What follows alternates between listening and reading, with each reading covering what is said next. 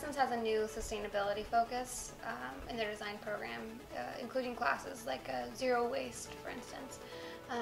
So Parsons is definitely starting to instill that within their young designers, thinking about the consequences of their designs.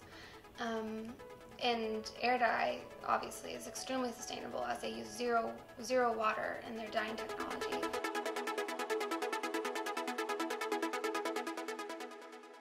My AirDye collection is inspired by California wildfires. When I was 14 years old, I remember a group of friends of mine spent the night at my house, and we woke up really late because it was so dark outside, and we looked at the sky and it was burnt orange. It was this dark orange, and it felt like the end of the world. And we walked outside, and my swimming pool was covered in ash, and the floor was covered in ash, and the whole air just smelled like a bonfire.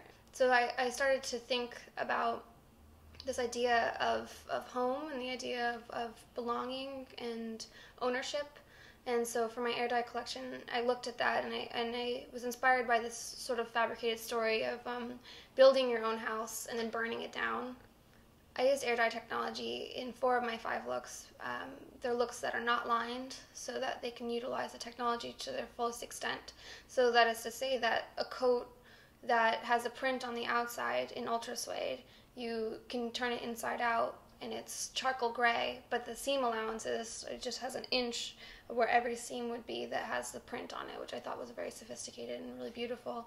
And I also used it on sheer fabrics, so that you have one color on one side and then the print on the inside, so that when the woman is walking and wearing this dress, it's blowing and you can see the print on the inside. It's very subtle. I'm very much a 2D to 3D designer, which means that I like to draw it and think it through before I start draping. So usually I just pick up a piece of paper and a pencil. Typically it's something that I'm inspired by, I see on the street. Some garbage hanging from a tree was one of my most recent things that stopped me to take a cell phone picture. But typically I'll see something or I'll come up with an idea in my head, and I'll begin to sketch it. And I'll begin to sketch different variations of that thing. And then once I've come to sort of a conclusion of the general idea of what I like for that garment, I'll take it to the form and I'll start draping, and usually it transforms from that 2D to something different in 3-dimensional. So it's always, and then I redraw it just to kind of have some continuity.